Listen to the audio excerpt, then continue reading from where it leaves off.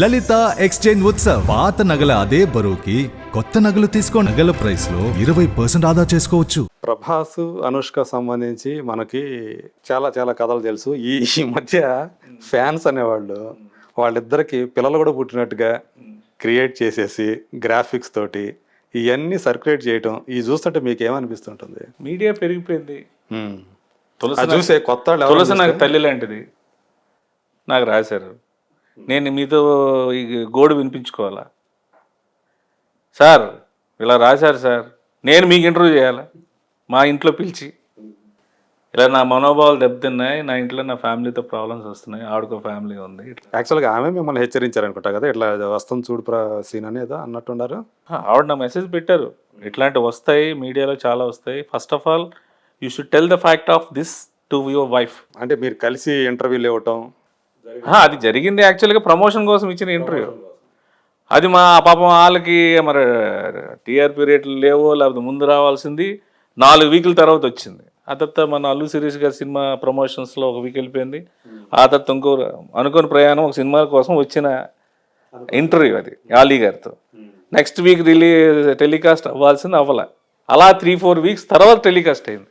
Okay, so almost 1 month అదేదో మా ఇద్దరు పర్సనల్ ఇంటర్వ్యూ లాగా ఇటు అది క్రియేట్ అయింది. In time in time Rajendra Prasad గారు ఉండాలా, నేను ఉండాలా, ఆవిడ ఉండాలా, ఇంకొక యాక్టర్ ఉండాలా, 4 ప్లాన్ చేశారు. ఆయన రాజేంద్ర ప్రసాద్ గారు డేట్ లేదు, ఎవరు లేరు. డైరెక్టర్ నరేష్ గారు కూడా డైరెక్టర్ మన ఈయన గారు ఉన్నారు కదా, నరసింహరాజు గారు, నరసింహరాజు గారు, ఆయన చేయాలి. అది లేదు, అది కుదరలేదు. సరే నా దగ్గరికి వచ్చేసరికి ఇంకా అలీ గారు చెప్పి పాపం ప్రొడ్యూసరు ప్రమోట్ చేయాలి కదా సినిమాకి, తులసి నువ్వేనా రండి మాట్లాడండి సినిమా గురించి, ప్రమోట్ అవుతుంది. సో దానికి వచ్చిన effect it's convert to personal things. ఎవరు బ్లేమ్ చేస్తాం, ఏం చేస్తాం అంటే సమయం బట్టి ఇన్ టైం జరగకపోయినా కూడా లేట్ అయినా కూడా కొన్ని ఇలాంటి మనం ఫేస్ చేయాలి. ఇప్పుడున్న సిచ్యువేషన్ బట్టి ఏంటంటే we should face it and now don't bother about it. తెలుసు కాబట్టి నిజంగా మీకు దూషిస్తే మీరు నాకు స్ట్రైట్గా అడగొచ్చు సార్. థర్డ్ పర్సన్ వచ్చి మేబీ మీకు ఇలాగ అన్నాడంటే మీ మనసులో ఇలాగ అన్నాడు కాబట్టి మూర్తి గారిని అవహేళన చేస్తున్నాడు శ్రీనివాస్ అనేవారు, మళ్ళీ ఇది మీకు ఇవన్నీ వేస్ట్ కదా. యాక్చువల్గా మీకు దీనివల్ల మీరేం పెద్దగా డిస్టర్బ్ అయింది లేదు నాకు తెలిసి. నేను అస్సలు మీరు బాగా నవ్వుకున్న గాసిప్స్ ఏదైతే ఉందో ఇదే అనుకుంటా నేను. అంతే కదా. నాకేమో 45 years, ఆవిడకేమో 54 years. అప్పటికి నేను 50. ఇన్ఫర్మేషన్ కూడా కరెక్ట్ కాదు. ఆ సైడ్ పాప మా ఏదో ఎవరు బాధలు అనుకుంటాయి. ఇప్పుడు ఒకళ్ళు ఊర్లోకి వెళ్తాను, నీ యాక్టింగ్ చాలా బాగుంది అంటాడు, ఇడొక యాక్టర్ అంటాడు ఇంకోడే, ఇది తీసుకో అది తీసుకో, హ్యాపీ. నీ పని ఏంటి, షూటింగ్ చేయడానికి వచ్చాం, వాళ్ళని పట్టించుకుంటాం. సో మీకంటే నాకు తెలిసి ఆమె కొంచెం ఇంకా ఎఫెక్ట్ అయి ఉండాలి. గారు ఆవిడ జీవితం చదివింది and moreover she Shirdi Saibaba మహాభక్తురాలు ఆవిడ. అసలు ఇంకా మాకే ఇంకా చిరాకు, అమ్మ తల్లి నమస్కారం అమ్మ, నువ్వు ఇప్పుడు లక్ష్మీవారం పోటీ ఈవిడ దగ్గరికి వచ్చి చచ్చిపోతామని చెప్పన్న దీంట్లో ఉంటాం. వాళ్ళకి మనకి ఇంక ఏదేదో ఇంకంటే ఇంకేం చేస్తాం. సో ఇప్పుడు అలా అంటే ఫ్యాన్స్ ఏమవుతున్నారంటే అలా సాటిస్ఫై అవుతున్నారు, వీళ్ళిద్దరికి పెళ్లి చేసేసి సాటిస్ఫై అవుతున్నారు. మీరు అలా చెప్పేస్తారు, పిల్లలు కూడా పుట్టించి వాళ్ళకి గ్రాఫిక్స్. ఇప్పుడు మేము చిన్నప్పుడు ఎలాగుండేవాళ్ళం, మాకు మేము చిరంజీవి గారి ఫ్యాన్స్. ఇప్పుడు ఇంకా అప్పుడు చిరంజీవి గారి ఫ్యాన్స్ ఇంకా రాధా, ఎస్ చిరంజీవి గారు రాధా అది అని అనుకుంటాం తప్ప చిరంజీవి గారు రాధా వాళ్ళ రిలేషన్ ఏంటి అదేనేది ఈరోజు ఒక విధంగా మీ మీడియా వల్లే వాళ్ళ ఇంటికి వీళ్ళు వెళ్తున్నారు, వీళ్ళ ఫ్యామిలీ వాళ్ళు కలుస్తున్నారు, వాళ్ళు రిలేషన్ పెట్టుకుంటున్నారు, ఇలాగనేది ఇప్పుడు తెలుస్తుంది. అప్పుడు మనకు తెలియదు కదా. అప్పుడు ఎలా ఉండేదంటే సెట్స్లో ఒకవేళ సీన్ అయిపోయిన తర్వాత పొరపాటున వీళ్ళు ఒకచోట కూర్చొని హీరో హీరోయిన్లో ఒక ఆడమగ ఆర్టిస్టులు కన్నా కూర్చొని మాట్లాడితే ఇద్దరి మధ్య ఏదో ఉందని చెప్పి రాసేసే టాబ్లెట్స్ ఆ రోజుల్లో ఉండేవి, అలా వచ్చేసేది. ఓకే, ఇప్పుడు మీడియా వచ్చిన తర్వాత ఇప్పుడు రిలేషన్షిప్స్ అనేవి ఫ్రెండ్షిప్, ఇద్దరి మధ్య ఫ్రెండ్షిప్ ఉంది, కామన్ అయిపోయింది కదా. ఇప్పుడు హీరో హీరోయిన్లు క్లోజ్గా ఉండటం అనేది, మాట్లాడుకోవడం అనేది, అసలు ఎవరు ఏంటి అనేది తెలిసింది సార్. ఇప్పుడు బేసికల్గా మనం ఒక అపోహలో ఉంటాం, ఇదేంటి అదేంటి. ఇప్పుడు తిరుపతి దర్శనం కానీ ఇప్పుడు అవి కానీ కొన్ని నాకు తెలిసిన జీవిత సత్యాలు ఏంటంటే, ఇవన్నీ ఎందుకు, అక్కడికి వెళ్తేనే పుణ్యమా? శక్తిపీఠాల దగ్గరికి వెళ్ళకపోతే ఇంట్లో మనం పెట్టుకున్న దేవుడు శక్తిపీఠం కాదా?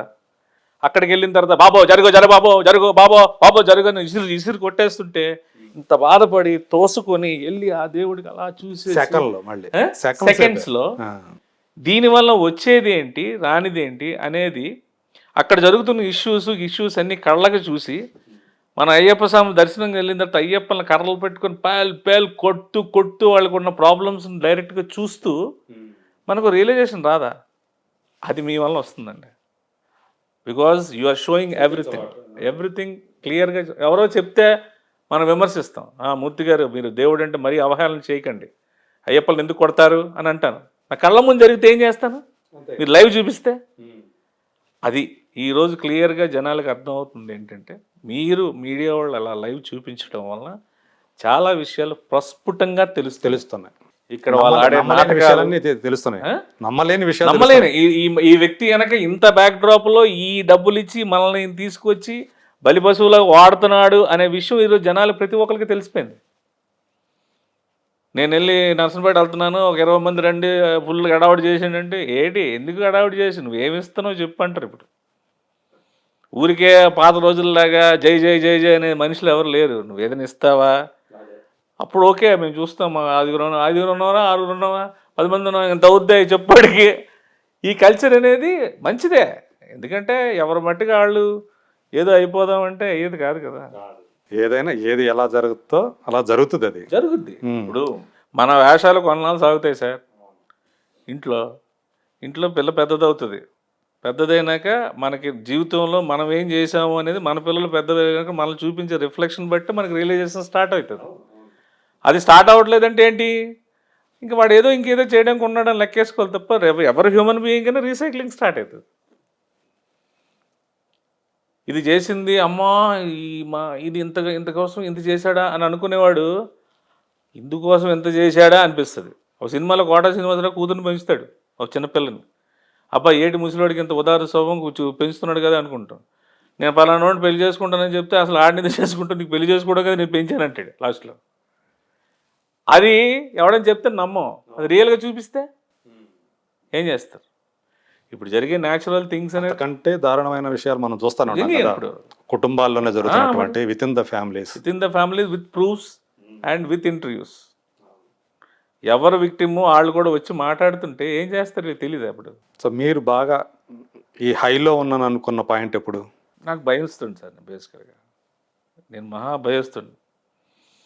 క్రికెట్లో కూడా నేను క్రికెట్ బాగా ఆడేవాడిని, కానీ నెక్స్ట్ మ్యాచ్ ఒక వేరే డిస్ట్రిక్ట్ లెవెల్ ఆడాలంటే భయపడిపోతాను. ఎప్పుడు అంటే చదువుకునేటప్పుడు క్రికెట్ ఆడేటప్పుడు కూడా ఏదో ఊర్లో ఆడేటప్పుడు ఓకే నువ్వు సెలెక్ట్ అయ్యావు, ఒక డ్రెస్ ఇచ్చి ఒక అండర్ 19 డిస్ట్రిక్ట్ లెవెల్లో మ్యాచ్ అనేసరికి కడకడ ఆడిపోతాం. ఆ హై అంటేనే భయం, నాకు హై అంటే భయం, ఎందుకంటే టప్పని పడిపోద్ది. సో ఇలా వెళ్ళిపోతూ ఉండాలి. హై అంటే భయం, టప్పని పడిపోద్ది. నేను ఫస్ట్ ఆఫ్ ఆల్ ఆయన అప్పుడు సూపర్ కారు ఆయన 2వ కారు అమ్మేసి తీసుకోరా నువ్వు అనేసి అంటే, నేను సూపర్ కారు వేసి తిరుగుతుండే నేను కొన్నాను అన్నారు, ఎంత నొక్కేస్తే నాకు కూడా సూపర్ కార్లో తిరుగుతున్నాడు అని అనుకుంటారు తప్ప నాకేమో పెద్ద గిల్ట్, అది ప్లస్ పాయింట్ నీకు ఏమవుతుంది కారు వలన కన్నా. అంటే ముందు నుంచి నాకు నచ్చదు కారు కూడా, నాకు హై కార్స్ నాకు నచ్చవు, పెద్దలు నాకు నచ్చదు. అంటే ఉంటే వేసుకుని తిరుగుతాడులే అని అనుకోవచ్చు, కానీ నాకు బేసికల్గా నా ఇంట్రెస్ట్ ఏంటంటే చిన్న ఇల్లు, చిన్న కారు, చిన్న లైఫ్, వితౌట్ ప్రాబ్లమ్స్. ఒకవేళ వచ్చిన ప్రాబ్లం కూడా నా శక్తితో నేను దాన్ని కవర్ చేసుకోవచ్చు. If I went to the big slot, అది ఒక స్టేజ్ వచ్చేసరికి నేను బ్యాలెన్స్ చేయలేను, సాచురేషన్ పాయింట్ వచ్చేస్తుంది, డెఫినెట్గా వస్తుంది. బికాస్ బిగ్ స్మాల్ నుంచి మనం బిగ్కి వెళ్ళామంటేనే మనం సాచురేట్ అయిపోయాం. అదే అవును, ఫస్ట్ మన మనసు పొల్యూట్ అయిపోయింది, సో మన యాటిట్యూడ్ పొల్యూట్ అయిపోయింది, మన వే ఆఫ్ గోయింగ్ అనేది ఆగిపోయింది. 2 లక్షలు నువ్వు కట్టుకునే స్టేజ్ నుంచి నువ్వు 20 లక్షలకు ప్లాన్ చేసుకున్నావంటే 18 లక్షల రిస్క్ అనేది నువ్వు ఎంత చేయగలవు? ఒకవేళ 18 లక్షలు నీకు ఎవరో ఒకరు నీ హెడ్డో నీ బాసో ఎవరో ఇస్తున్నారు అనుకో, రేపాడికి మా మనసు మారిపోయి ఏదో రాత్రిపూట మన నోరు తినకుండా ఏదో అనేసరికి టక్కన ఆపేసాడు. ఇంక 18 లక్షలు ప్రతి నెల కట్టుకోవాలి కదా. ఈ 2 లక్షలతో అడ్జస్ట్ అయ్యి ఇంకో 1 లక్ష అనుకోండి, ఇంకో 1 లక్షలు ఏదైనా బాధపడతా, ఇంకో 1 లక్ష వచ్చింది అనుకోండి, పోన్లే నెక్స్ట్ మంత్కి ఇది 2 లక్షలు యావరేజ్ అయిపోద్దని ఫిక్స్ అయిపోతా. ఈ లైఫే నాకు ఇష్టం సార్. అంటే మనకి ఏదైతే వస్తుందో చేసుకుంటూ వెళ్ళిపోవటమే.